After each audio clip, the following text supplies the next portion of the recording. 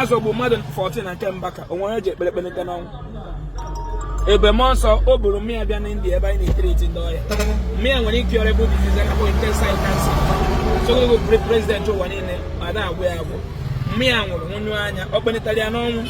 Mbagas na Buhari bu Messiah. Buhari mgbe good luck na chapara is okwa 7,000. Buhari batoria to 735. Buhari amutago Tinubu na 100,000. Use akonuchu no. My people, wonder shall never end. Unbelievable. Every year don't scatter. Oh, no be small matter. Mathias Ezeaku don't come out, come with so. No be small thing. He gonna preach, they give them say, may they wake up or say all these some of Africa pastors say that they use them till they catch out. Say may they wake up oh. If they go obodo yibo, say everything for them, may they made there. Everything good for that side. Say if you did 18 years, you don't they catch out, you don't get your car, you don't even buy house. Say may Africa may they wake up. Say may they know they go church again. Say one reverend father say na he talk say Buhari na Messiah. My people unbelievable, not be small matter. Mathias come they preach, they give all these women. Say may they open their eye, may they share their eye. Say enough is enough. Say some of all these African pastors, they don't really use Africa take catch out where they get private jets, different houses. Now they build. Not be small matter. Every day they go they preach, they give the congregation. Say may they hope on God. Say everything go better. Say one day, say money go wire. Put for inside their account, their lads go do pakana. Mathias Ezeaku say mehikaba. They should wake up. May they not they sleep for their slumber. Say may they bastard, may they stop, they sleep. Unbelievable. My people, not be smart to me, not come be say I too talk, I go live on a month for here. Everything for the horses smart. Nibo when I communicate with Chukwu, iye Chukwu kere ke no rube gi ipoko ochi gi 3 minutes. Ikucha ni hineku. Dia rume waka jaja na ebuka no manu. Ona nwe neku, okuno bondo achi. Enwere onye police na achi ono me belebele horo. E ma benne. Enwere onye dana ngworo na achi ifure kpesiere beloga bije ma benne. Wayo ka ndị church na egwu scam. Ụmụ ha juru obodo oyibo ndị pastor unu niile. Bishop anya na biacha abroad ka ndị ọcha ni otu ogu mu nwanyị n'obodo oyibo. Uno first class citizen. Government na akpọ n'ụgwọ. Ị na-ide moto ebie gị moto ihe gị 15 years iji kwụọ ụgwọ. Ụna na anụ ennekwu. Inweta ego were azụwa ụmụ gị. Iyi alụ jewe n'ọgwụ. Alụ ya gị karịa ego ị nwere ogbuo gị. Simple. No two ways about it. Na Jesus na-agwọ ya scam. Agwọ na more than 6,000 people ọya. Through my NGO. Ma ndị mkpọgara obodo oyibo. Nwe gị na-anọ maka Igbo Love Themselves Charity Foundation. And remember na radio, Igbo love themselves. Omu abo onye isi ha patapata. Omu bem gena no chuno ha na radio. Nwe ben lo hospital get I me petre months ago no gidi ana help ndị buy free. Na eje no no ndị Igbo anwụkpọ ihe njeti ndị mkpo. Bịa Igbo love themselves oye gbukwo na ndị buy ha na olive oil. Olive oil bụ mmanụ anyị ji esi nri n'obodo oyibo. Ya arịjụ n'ọgwụ ihe na-agwọ ya n'ụwa niile bụ doctors and nurses. Enwe ihe gbasara religion and health. Religion bụ organization nọ iche. Be registered under government. Here religion na-ekwu maka fiction ihe mmadụ afọ ha akụkọ enweghị isi. Health organization dịkwa registered na government. Health bụ ndị na-afụ maka your organs. Ndị gụrụ ya mmadụ ihe dị gị na-alụ ewepụ nke adọmati nke edemede mma. Mana na anụ ihe na-ekwu unu egezinye African pastor na bishop na reverend ha chọghị ikwu na eziokwu. Ha chọọ ikwu na eziokwu na gọọmenti kwesịrị na-akwa anyị nche ụgwọ. Ije obe ndọcha bụtara ụka ịchọ ozi ịlụ ọrụ nwere ego gọọmenti ga na-akpọgote ya nwụlọ. Enyi nwoke na Canada bịa ịkpọ nkịta na-enyere ya akwụkwọ mgbe a m zachara kọl. Do you get me? Otu enyere ya akwụkwọ obodo kịta ọ bụrụgo citizen ebe afọ na Canada ọ mụọ nwa kịta ụmụ ya niile abụrụgo citizen a na-akwụ ya ụgwọ. Ịchọ ego moto enye gị 15 years na-akwụ ebe 300 naira. Ịchọ na enye gị ụlọ 30 years ka na-akwụ ụgwọ ofu ụlọ. Mana ebe a sị gị na Jizọs na-enye ihe niile na gbidi sọ gị nwa zọọ nwa gị na primary zọọ na secondary zọọ na nursery zọọ na university na-arụ iron to iron before 15 years BP onye akwụ ọda. BP bie na-egbo ihe aya mmadụ n'ogide ọda ọ BP na sugar. So otu onunu gbagharịcha ihe a every month na-eje medical check-up ọgwụdị sọsọ BP. Check your blood percentage.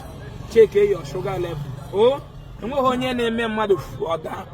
ọ mana ndị ụka ga na-agwụ na nwere ndị chọ ka unu na-abịa ka na-anụ ụlọ ego azọgbu mmadụ 14 na nke mbaka o nwere eji ekpere ekpelite n'ọnwụ ebe mmụọ nsọ o buru mmịa bịa na India ebe anyị na-etiriti ndị ọrịa mmịa nwere ike ọrịa bụ disease akpọ intestinal cancer so bụ president ụwa niile ma na-agwụ ya agwụ mmịa nwụrụ nwụnyụ anya ọ kpelitere ya n'ọnwụ Mbaka na Buhari bụ Messiah Buhari mgbe Goodluck na-acha kpara isọkwa 7,000 Buhari batara ya to 735 Buhari amụtago Tinubu na 100,000 use akọ n'uchu na ndị ụka na gọọmenti achọghị ka anyị baa uru anyị jụrụ na nga n'obodo oyibo abịa na-asị na Jizọs ga-enye anyị visa ije obodo oyibo enwe onye London Jizọs nye visa ka ọ bịa soro na-ele ọkpa ebe ije obodo oyibo abụrụ miracle out of frustration na anya na-agbapụ mana ndị ụka bịa configure ya na miracle ndị ọcha bịa wori ego wetara gị chi ihe enweghị isi emeghe exist ihe anyị ma bụ Chukwu okike abịa ihe ndị nna anyị ji akpọ bụ Chukwu bụ ọjị maọbụ nzu maọbụ ego ihe Chineke ji aka ya wee ịnọrụbe gị kpọkọọ nna gị ji ọbara ya dị ndụ kpọkọ aja na abụọ na ịzọtara ọkpa kpọkọọ Chukwu okike mepee anya gị kwuo okwu ugboro 3 ma 4 ma 5 jee mebe ihe ị na-eme n'aka aja na-ebute gịnị ọ gbara aka azụ na ojiji na-eme gịnị si ndị ọcha sa imechiba ya tibe faya ka a bịa zukọrọ gold niile edebe anyị nwana anyị Nnamdi Kanu ji bịa anyị n'ụlọ ya ọgụ ha tinye aka tinye ya na prison mana na anụ na-ekwu ọ bụ na chọọchị bụ ezigbo ihe onye ọcha manye gị ịnụ ihe m kwuru mepee na anya ọfọm na agọrụ m na ọ ga-adịrị m na mma ụmụaka unu ga-azụ unu afụfa ndị ụka na gọọmenti tiere anyị ihere ga-eme ha mama bịa enwe nke gold akwụchago n'ụgwọ ise n'ike ọ bụrụ onye ga-ego iwe je nye fada ji eche ifo ya alụ ịnọ ije obodo ndị ọcha ifenye ndị ọcha ego bụ ebe a na-eproduce ihe niile a dị ebe a o jiri vadịbe ndị ọcha indọstrị factory dị ebe a ka citizen that is why na anyị nwa jee ebe ha anyị nweta ọrụ maka na enwe ebe na-alụ glaasị na ojiriba enwe ebe na-alụ nka ọ ihe a wepụrụ bịa m na China, Japan, Indonesia, Malaysia, Cambodia, Vietnam, everywhere in the Western world the production of items made to please man and animal bie na-ewepụ ọbịa ndị gboo ji si n'aka aja na-ebute ọnụ mmanụ before ndị ọcha abịa ndị nna anyị ji akọnuche eproduce ihe na ha na-eyuzi anyị enweghị eke nwe oye nwe afọ nwe nkwụ ihe na-ere n'ahịa abụ gị na ndị nna anyị ji akọnuche eme gị produce onu tie ha bịa enslave anyị for 400 years bụrụzie Baịbụl bunye anyị nwe ọzọ na-epe onye gụcha university imam produce ụmụ ofe nkịtị gị aka ofe ọgbọnọ mma iyi ya na-eti Holy Ghost fire I receive onye a na-asị gị receive analụgụ nke iji eji wee mee gịnị wee tinye n'akpa were skọt na-aganye gị stika ka o chebe gị onye ji polisi aganye gị stika ka o chebe gị ọfọ gị n'anya chọọchị gwa gị n'ụwa na-emebi aka na-arụ more seminary school aka na-azụ Reverend Father more aka na-arụ more schools aka na-enwe more pastors onye awọlie ka ha gbalụ onye na-anụ anyị amara ihe bụ rapture ma end time ihe anyị nọ bụ ana Igbo bụ ihe ndị nna anyị gwara bụ onye nwe ọbịa ụwa ọzọ reincarnation ena ka emu na-ejezi m na-ati ezinye isi n'ụlọ ka nọọsụ ka ịnọrọbe gị kpọkọ Chukwu ịbụ nwa Chukwu onye ọcha mara Chukwu onye ọcha bụ onye ori ọ bịara ebe afọ na anyị fụrụ Chukwu n'anya chi etezi azụ bịa gwa anyị na Chukwu anyị matara nwa befa inwe anwa preach ya na China ije preach onye Japan the whole country njego na-eme omenala fa also Britain as slave like they create that Christianity ị na-anụ na-ekwu chie na azụ n'ọdịnala bụ unu na-asụ n'uche ya azụ n'ọdịnala agbagwa kunu jee bụrụ kọstọma dị ndị dibịa ihe bụ dibịa n'ala Igbo bụ ndị na-agba mgbọrọgwụ na akpa akwụkwọ dibịa mini dọkịta so mana sinsi ụka mere yahu ndị mmadụ were kpoo dibịa mewe yahu so ihe arụ jee mee lab nwere spiritual sickness dị ị na-anụ jee mee lab inwekwe na ego ime lab edere gị you are gone that's just the simple truth ka ọ gaziere unu kwa akwụchago n'ụgwọ Oga anyị nwanyị nwaanyị na-aka gị golu mmiri ngwanụ